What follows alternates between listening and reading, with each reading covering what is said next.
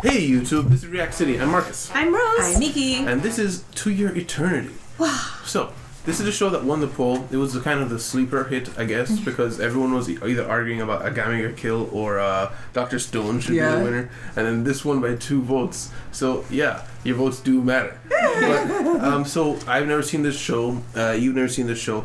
But Rose has seen this show. I've seen this show, and I didn't know it was on the poll. Yes. So, guess who gets to be your guide? Yeah. So, what do you expect? Have you either of you seen the poster? Mm-mm. No. I've seen a white-haired boy in what looks like an Eskimo environment, like snow everywhere. Mm-hmm. So that's all I've seen. That's what I think it's about. Okay. I think it's about somebody had died and this person is trying to live their life in memory of this other person. Why? I don't know. It has something to do with death. Okay. Well, we will see whether or not that's correct in this episode. So, guys, remember to hit the like button. Remember to hit the subscribe button to keep seeing these episodes. It's a new series, so come on with us. Check it out. And we will see you guys in the discussion. Discussion. Yeah. The beginning of sorrows. I can see. I saw that was gonna happen when he hugged him. I was like, oh no. But it seems that the whatever it is, the conditions include death, or it could be either death or like I don't know. It may be just death. I think it's death. Yeah. Like he said, conditions implying that maybe he felt there were certain things had to be met, like perhaps lower life form, like a dog didn't require you getting to know the dog, but he got to know the human, and those were the conditions to be met. Maybe. Yeah. So for like the rock, all it needed was contact. Yeah. But although it didn't turn into snow, but I guess that would have been a lateral move. But I guess for going from the rock to the dog, it just needed contact, and then from the dog to the human, it needed I think it needed more like emotional contact as well as physical contact. Yeah, something like that. Because why would you say conditions have to be met? Yeah. Because we didn't see anything other than different from the dog dying. Right. Yeah. It would have been obvious if it was just death and in contact. Yeah. But I think there's more. Mm-hmm. And then it went in search of stimulation, more stimulation. Yeah. He wanted to meet people because the boy wanted to meet people. Right. But that gave me a little bit of foreboding at the same time of like, what if it went too far in search of stimulation? Like, it's like killing people. Like, I want to become you. A serial killer. I want to become you. I shall kill you. Kind of thing, yeah. You know? Like, can he swap from human to other humans? Right. Or is it like now that he's upgraded, that's where he is? Right. It, like, kind of going from stone to snow or something. Yeah. It wouldn't really make sense. Or it could also be, like, if he becomes emotionally attached, and let's say it's like an adult, what if going from a child to an adult? But he's a child. He would grow because we don't know like the mechanics. Can he even grow? Right, we don't know the mechanics behind his existence really. So does he grow up or does he have to just transform into an adult like from contact with a dead person like? Yeah. So I mean, like at the very beginning, the thing that threw him out, which seems like God POV, threw him out to experience the world. Yeah. I'm wondering, like, how early did he throw the rocket? Like, was that, like, the beginning of time or something? But it was on the top, and, you know, things go lower as time goes by. So I imagine it can't have been that long, but it was a while. Yeah, because it was just we do know that moss grew, so a couple seasons passed into snow. But we didn't see, like, many seasons. It was just that one. But the snow also suggests that it's...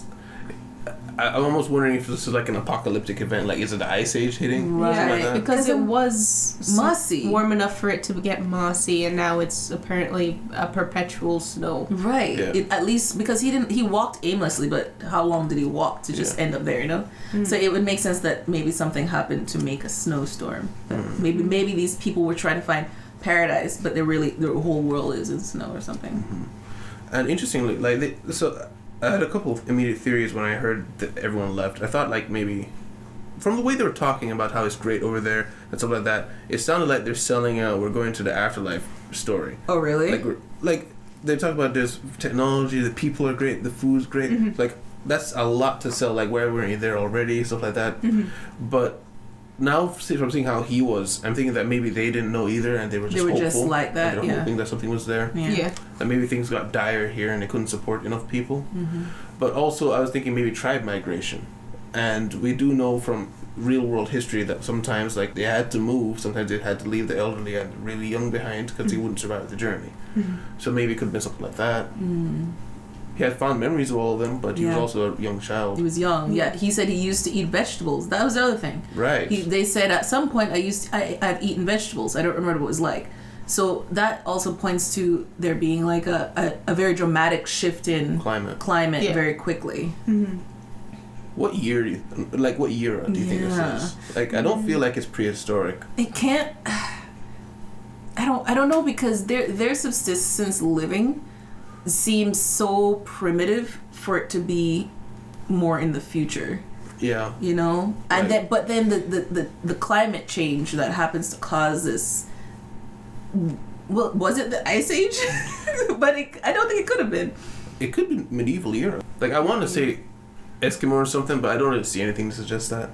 I don't know enough about them, to be fair. Like, the shape of this house, I feel like somebody would know enough about the world to know exactly where this is. Yeah.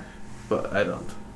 Neither maybe. They almost look like half of a ship. Yeah. Which is kind of why I thought Scandinavian at first. I thought there was like unfinished ships upside down. I just thought that was like the I forgot the name of them, but basically they look like roof houses, where the house is just basically the shape of a roof, just in the ground. I know what you're talking about. I don't know his name, but I know what you're talking about. Yeah, and then what's his face? Actually, I guess we'll call him Joanne. Yeah. He was like, he wants to stay here forever as soon as he meets the boy. He's like, oh, it's warm and nice. And he feeds me. Yeah. This is the best. All the experiences, first time feeling things and pleasure. It's like, wow. And he's never going to want for more because this is all he's ever known. Right. Yes. But then we find out from the boy. That's the other thing. The boy has been alone for 5 years. Yeah. How old is he? Well, not alone for 5 years. They left 5 years ago. But then the grandparents and old people died. So maybe a couple years by himself. Yeah. 3. At least one. At least one, maybe 2. Maybe 2 or 3. Yeah. Because 5 people had to have died in rapid succession. Speaking of which, rapid succession, like, was there something else going on that was causing death, and that's why they wanted to leave, and they were just telling the kids, "Oh, we're going to a good place," and then he ends up getting injured and can't go. Yeah, but why leave? Why leave just the one kid as well? So the only reason he stayed behind was because, and the old people, they're not gonna survive the trip. Yeah. So they probably were just being nice to say, "Oh, we'll come get you." Probably. Not. I mean, they probably did. I mean, he has to be someone's kid, right? So maybe he said his cousin was in the village, so they probably did intend to come back. Maybe. For him at some point. It's just but that they just means never made it. They would also have to have intended to come back for the elderly. Like, I mean, did they just accept, like, okay, you old guys are gonna die? That's what I'm thinking. I think they were like they're. I feel like they're capable of leaving him as well. Yeah. Not like they would want to. Yeah, but that mindset would make sense. Yeah, like in a world where survival is very difficult, I can see them being like, this kid, we can't take him. Like, hopefully we'll come back for you, but everyone kind of knows we're not going to be able to, or something like that. Yeah, I can see that. I mean, overall, it seems like it was a long shot for everybody. Yeah. And then the way markers. I was wondering, like, were they the ones making it for him, or were they following it? You know what I mean? Because the last one. Something was on my foot and freaked me out.